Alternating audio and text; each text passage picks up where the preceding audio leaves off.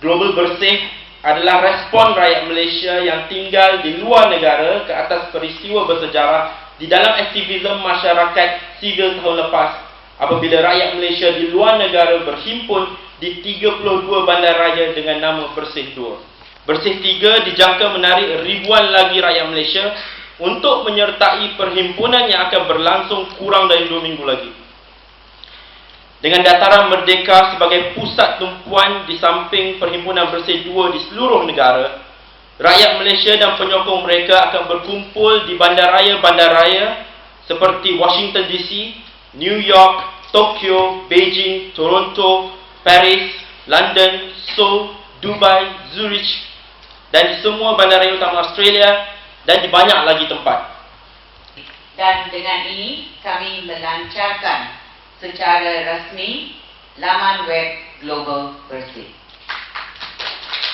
We are so proud of the effort that they have made in drawing all Malaysians worldwide, the diaspora, together.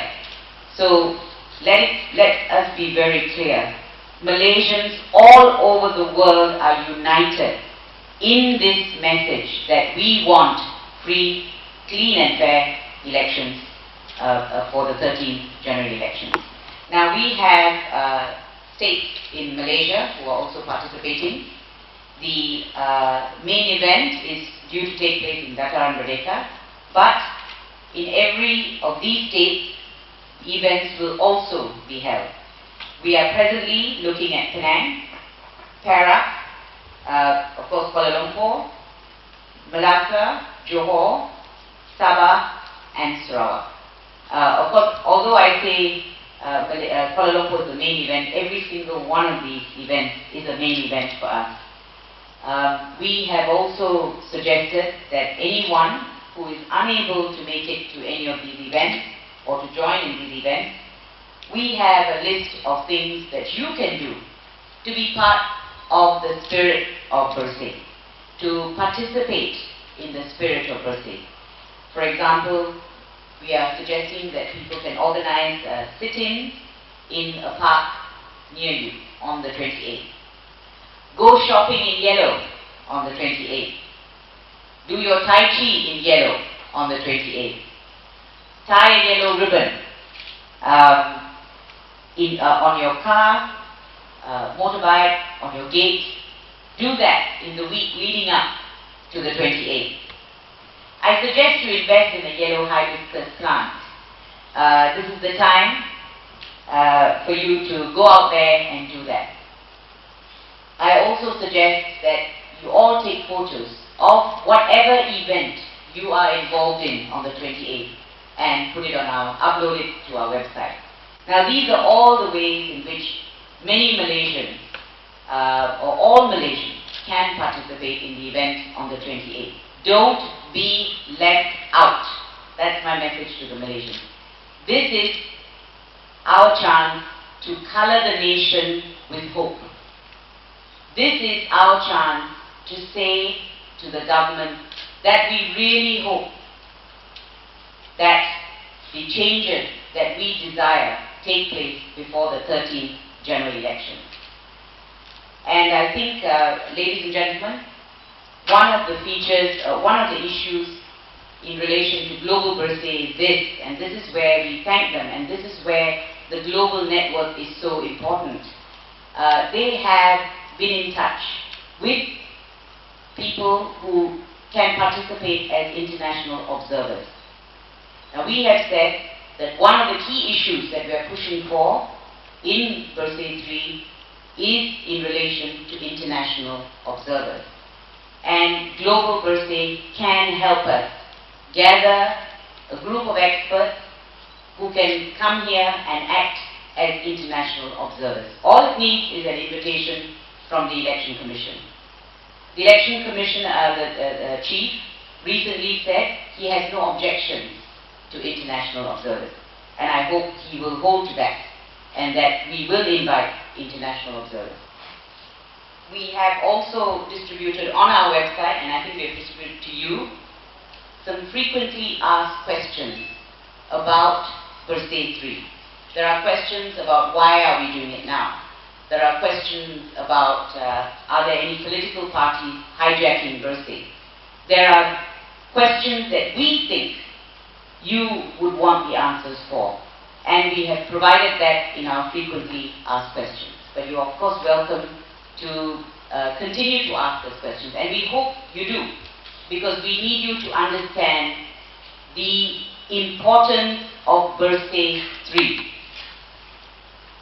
Bersih 3 is critical for all Malaysians to ensure that we have clean and fair elections for the 13th general election. It is absolutely critical. We will be producing further evidence at a press conference on Friday in relation to issues surrounding the electoral roll. Now, I think you saw a report today that said, what was it, 0.03 or 0.3%? We have a comment about that. I'm going to actually ask Chinwat to come over, and he will give us a comment on that, because I think you need to appreciate that 42,000 is not a small number. Yesterday, EC Chairman Tan Sri Aziz told the press about 42,000. This is their figure.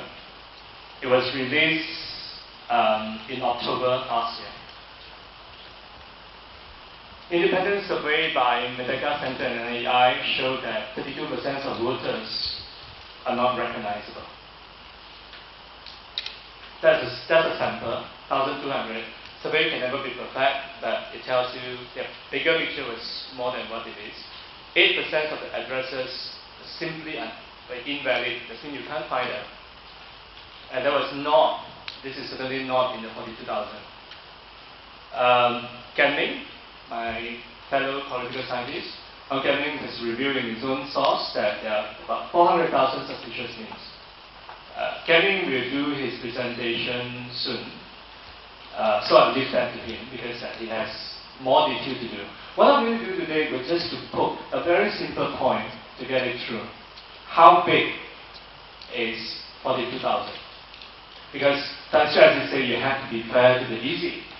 My question is that, has he been fair to the Malaysian public? How big is 42,000? This is the figure. Big enough to land the end with only a fair majority. In 2008. In 2008, BN losing 41,653 more votes in his 25 Breakers constituency would have been 4 seats away from a change of government.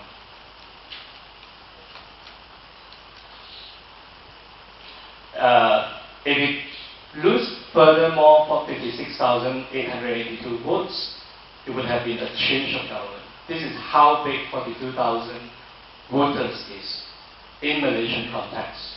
I'll show you what it means. This is the only figure, the quantitative slide you need to look at. I will give you one picture on the national scene, one on Selangor, and that's it. So it wouldn't be very complicated, but it's a bit of technicality that we need to grasp. Here, I show you 2008 parliamentary election outcome. The smallest seats, the seats with smallest margin, BN has won. So the smallest one was Stampin. It won with a margin of 51 votes. You go down the line, you go up to 30th, that would have, the first one was Sarike, 51 votes. You go down, the last one would be Stampin. It lost with 3,070 votes. Is that clear? If you accumulate that, when you come to 30th, the 30th seats, the smallest 30th seats, BN secure them with 56,792 votes. Is that clear? 25, the smallest 25th seats would have been, was secure with 41,628 votes. Clear? Right. What you mean is that if you throw in 41,000 in this 25, 2,057 voters in key states like Selangor, big enough to enthrone BN with a 39-seat majority in Selangor. We can come back to this. I'll show you, go through the figure. The smallest seats was Kincha. The margin was 190. This was seats won by DAP. Right?